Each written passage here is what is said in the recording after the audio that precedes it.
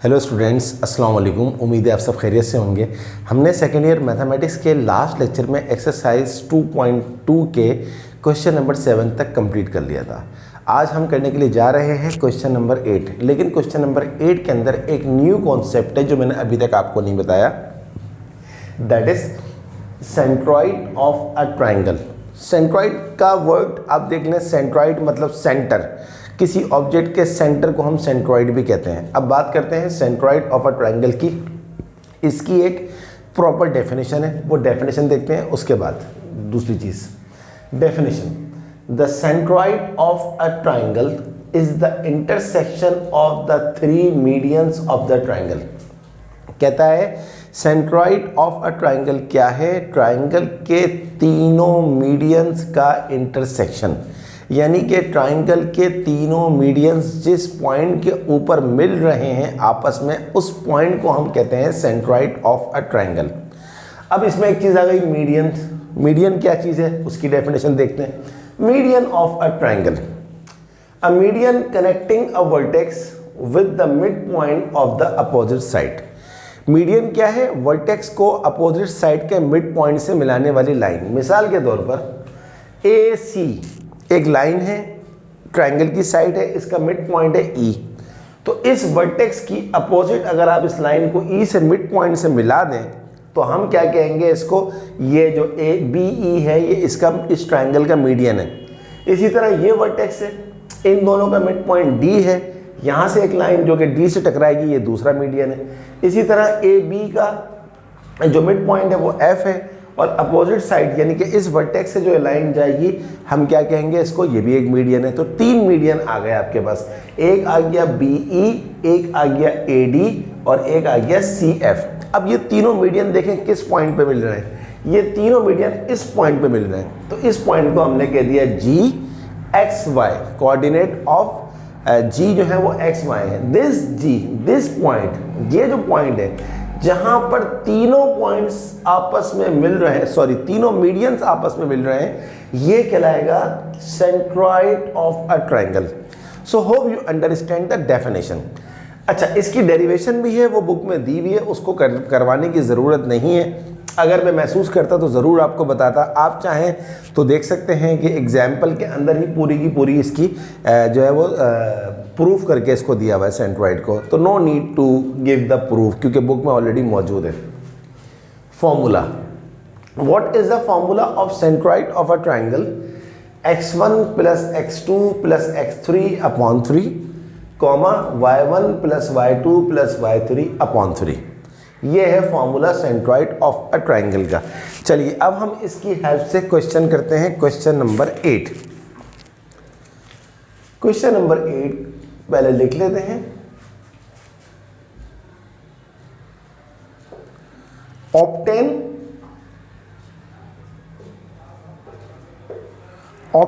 The coordinates of the centroid of a triangle whose vertices are total 4 part दिए हुए हैं। तो हम एक ही पार्ट करवा देते हैं, बाकी सारे पार्ट्स आप खुद कर लीजिएगा, और अगर प्रॉब्लम हो तो मुझसे पूछ लीजिएगा। ज़रूरत नहीं है असल में सारे पार्ट्स करवाने की। अगर मैं महसूस करता हूं तो फिर मैं सारे पार्ट्स भी करवा देता हूं। ये 3 आपको वर्टिसेस दिए हुए, आपको सेंट्रॉइड ऑफ अ ट्राइंगल निकालना है। लेकिन देखें एक लाइन और भी लिखी हुई है, also find the length of the medians। कहता है सेंट्रॉइड ऑफ अ ट्राइंगल भी निकालो और लेंथ ऑफ मीडियंस भी निकालो। बहुत आसान है सॉल्यूशन। सबसे पहले हम एक काम करते हैं, सबसे पहले हम जो हमें कोऑर्डिनेट दिए हुए इनका हम नाम रख देते हैं। a -2 5, b 4 -1 और c है 5 4। अब हम क्या करते हैं, एक रफ ट्रायंगल ड्रॉ कर लेते हैं।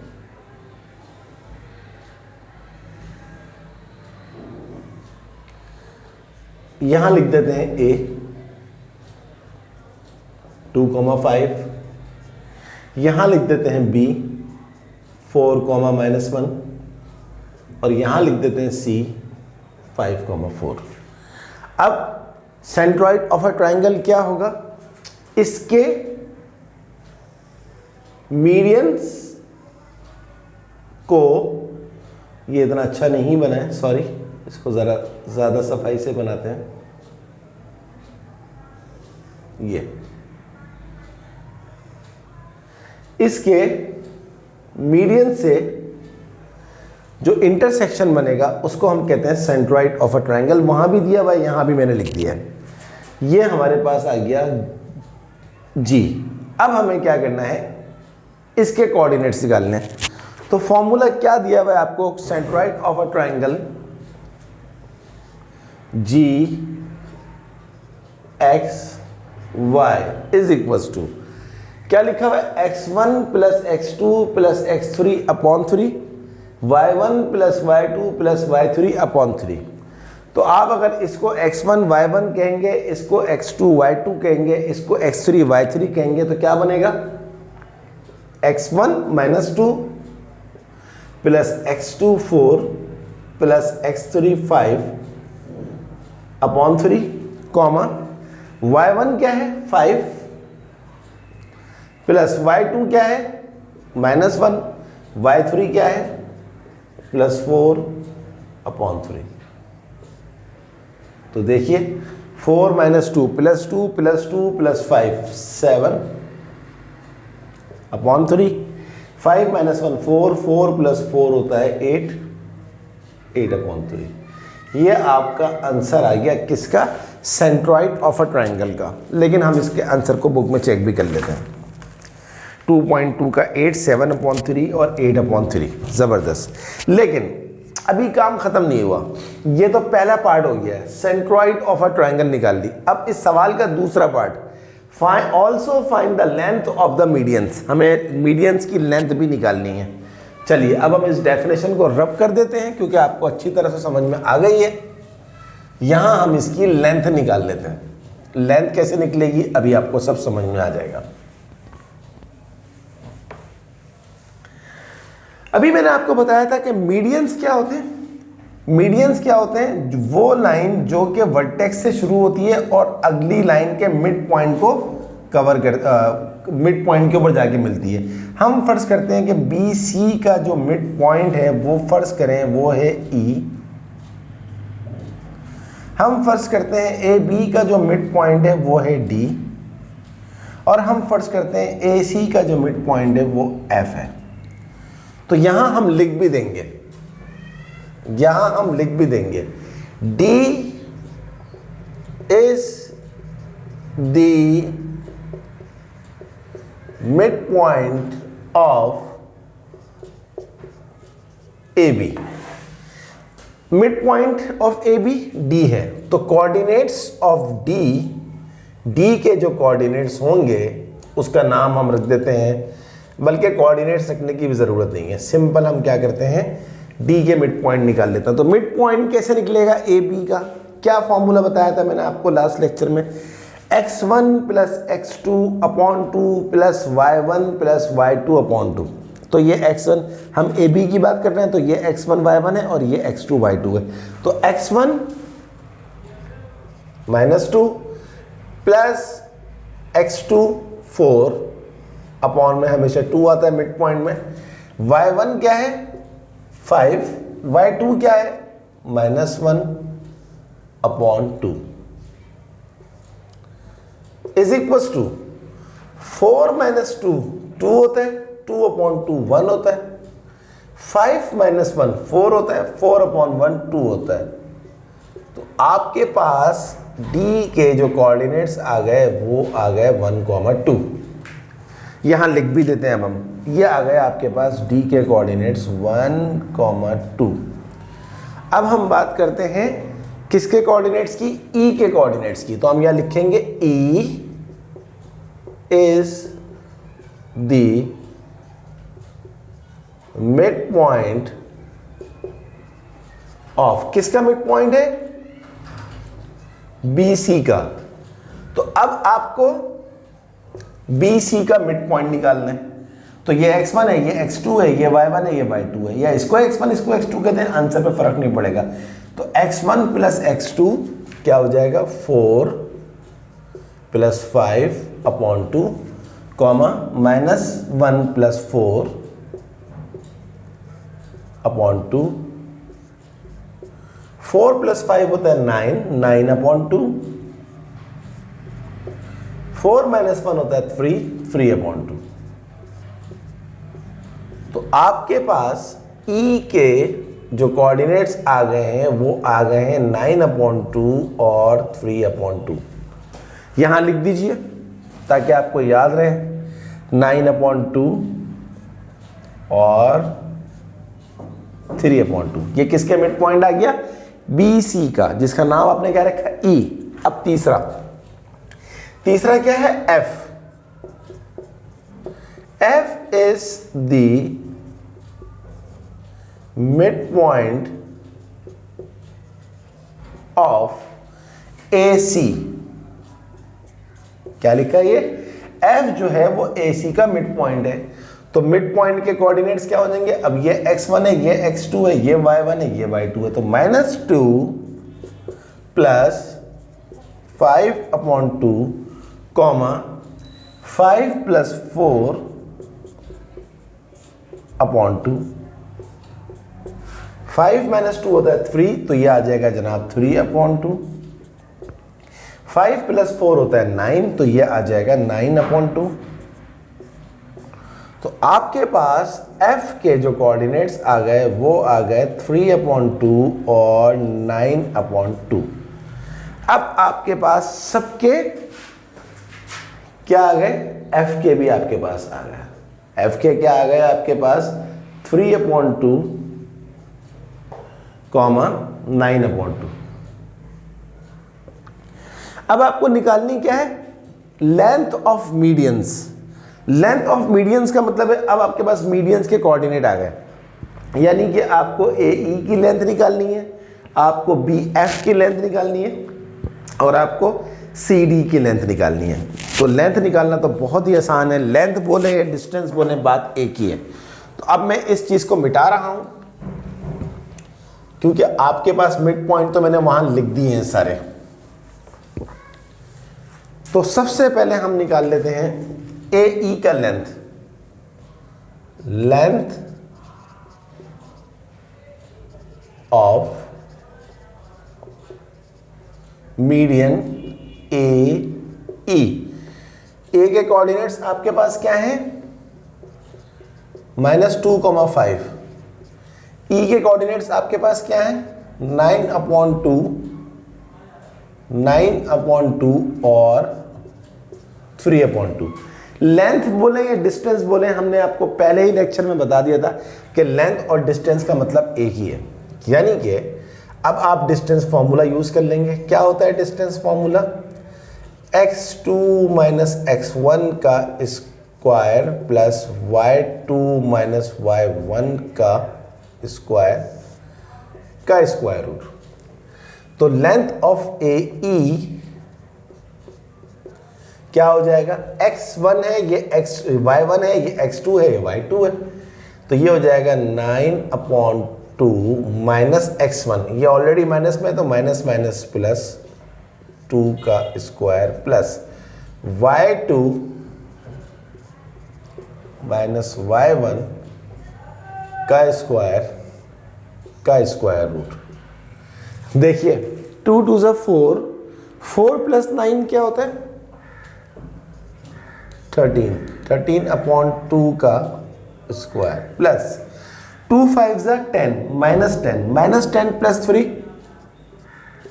-7/2 का स्क्वायर का square root is equal to 13/2 का स्क्वायर क्या होगा? 13 का स्क्वायर होता है 169/2 का स्क्वायर होता है 4 प्लस -7 का स्क्वायर होता है 49/2 का स्क्वायर होता है 4।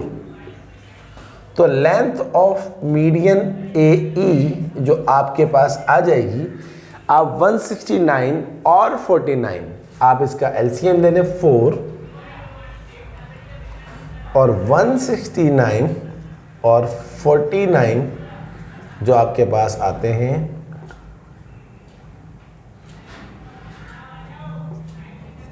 218 और ये आ रहा है आपके पास रूट में। अब मैं एक काम करता हूं, 218 का रूट निकाल के देखता हूं कि पॉइंट में आ रहा है या मज़ीद छोटा होके आ सकता है। देख लेते हैं। रूट 218 कुछ भी नहीं होता इसका, सिंपली 218 ही रहेगा।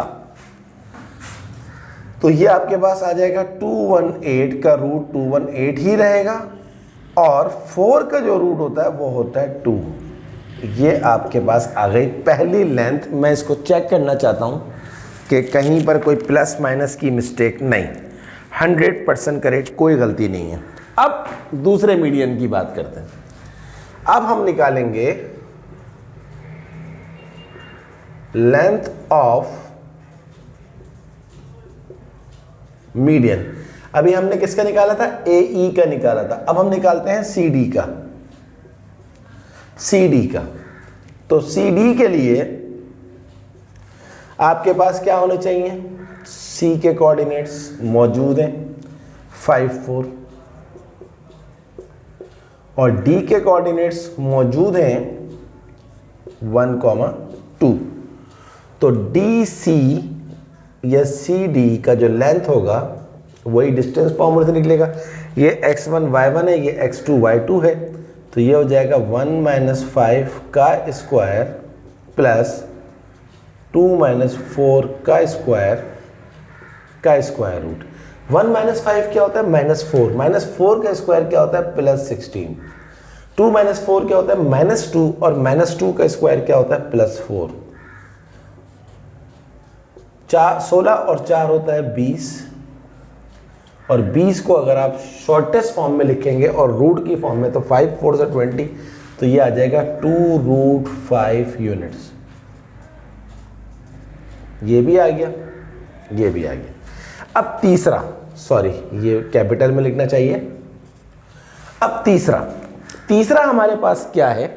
तीसरा जो मीडियन है आखिरी, उसके लिए हम एक काम करते हैं, हम इसको रब कर देते हैं फॉर्मूले को, क्योंकि फॉर्मूला तो अब आपको आ गया होगा। तीसरा आपके पास क्या है? Length of median. तीसरा मीडियन क्या है आपके पास? AC का मीडियन क्या है आपके पास? BF। तो आप निकालेंगे BF। अब उसके लिए आपके पास B के कोऑर्डिनेट्स क्या हैं जनाब? 4, -1 और F के कोऑर्डिनेट्स आपके पास क्या है? 3/2 और 9/2। लगा दीजिए इसके ऊपर distance formula. BF is equal to क्या हो जाएगा आपके पास? 3/2 x1 y1 x2 y2 3/2 -4 का स्क्वायर प्लस 9/2 माइनस क्या होता है? प्लस 1 का square root is equal to 2 4 8 -8 plus 3 -5/3 का स्क्वायर प्लस 2 1 2 2 प्लस 9 11, सॉरी 2 आएगा 11/2 का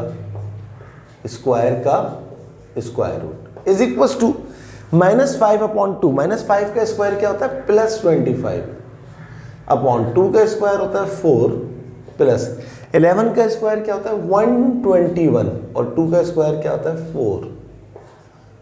अब अगर आप 25 में 121 और 25 ऐड कर लेंगे, ये आ जाएगा जनाब 146 अपॉन 4, और 146 का रूट 146 रूट ही होता है और 4 का रूट होता है 2 यूनिट्स। चेक करते हैं तीनों आंसर्स सही आ रहे हैं। तो जनाब 7/3 और 8/3 सेंट्रॉइड था, ये लिखा हुआ है आपके सामने। एक था आपके पास 146 का रूट अपॉन 2, ये अभी आया है आपके पास। दूसरा था 2√5, ये मैंने अभी निकाला है। और तीसरा था 218/2। तो तीनों मीडियंस आपके पास आ गए। तो देखें स्टूडेंट, सिर्फ क्वेश्चन लेंथी था लेकिन कॉन्सेप्ट था आपका तो कितना आसान हो गया। तो सेंट्रॉइड ऑफ अ ट्रायंगल के लिए आपको क्या करना होता है, simple x1 plus x2 plus x3 upon 3, y1 plus y2 plus y3 upon 3। Length of median में थोड़ा सा ज़्यादा काम करना होता है। पहले तीनों साइड्स के मिड पॉइंट निकाल लें, इस तरह मिड पॉइंट आ गए, और फिर उसके बाद डिस्टेंस फार्मूला से डिस्टेंस निकालना है। अब इस क्वेश्चन के अंदर टोटल हैं 4 पार्ट। यूजुअली मैं पार्ट सारे करवाता हूँ, लेकिन मैं चाहता हूँ कि कुछ थोड़ी बहुत प्रैक्टिस के लिए आपको दे दूँ। अगर आपको इन चारों पार्ट्स में, क्वेश्चन नंबर 8 के चारों पार्ट्स में, एक पार्ट तो मैंने आपको कंप्लीट करवा दिया, रिमेनिंग पार्ट्स में कोई प्रॉब्लम हो कमेंट बॉक्स में बता दीजिएगा, तो मैं फिर उसको किसी और क्लास में मज़ीद पार्ट्स भी करवा दूँगा। तो ये हमारा आज का क्लास था। अब ये एक कॉन्सेप्ट हमारा और हो गया। तो अब तक क्या क्या कॉन्सेप्ट हुए हमारे, एक्सरसाइज 2.2 में इंटरनल डिवीजन था, उसका फार्मूला बताया, एक्सटर्नल डिवीजन था, उसका फार्मूला बताया, मिड पॉइंट था, उसका फार्मूला बताया, और चौथा कॉन्सेप्ट हमारा आज का क्या था, सेंट्रॉइड ऑफ अ ट्रायंगल। ये कॉन्सेप्ट भी हमारा आज का क्लियर हो गया है। मीडियंस का कॉन्सेप्ट भी क्लियर हो गया। अब एक कॉन्सेप्ट और रह गया है जो कि आएगा सवाल नंबर 12 में, find the coordinates of the in centre of the triangle. के इन सेंटर क्या चीज़ होती है। तो जब ये आएगा तो इंशाल्लाह ये भी आपको बताएंगे। उस वक्त तक के लिए आप ये जो रिमेनिंग पार्ट्स रह गए ये करें, ज़्यादा से ज़्यादा प्रैक्टिस करें, और आप सबसे रिक्वेस्ट है कि काइंडली मेरे चैनल को ज़रूर सब्सक्राइब करें और अपनी तमाम दोस्तों को मेरी वीडियोज़ को शेयर करें, मेरी वीडियोज़ को लाइक करें और खूब प्रैक्टिस करते रहें अच्छी तरह से। कोई भी प्रॉब्लम हो, डोंट हेजिटेट, काइंडली मुझसे ज़रूर पूछिएगा। तो स्टूडेंट्स, अगली क्लास तक के लिए अल्लाह हाफ़िज़।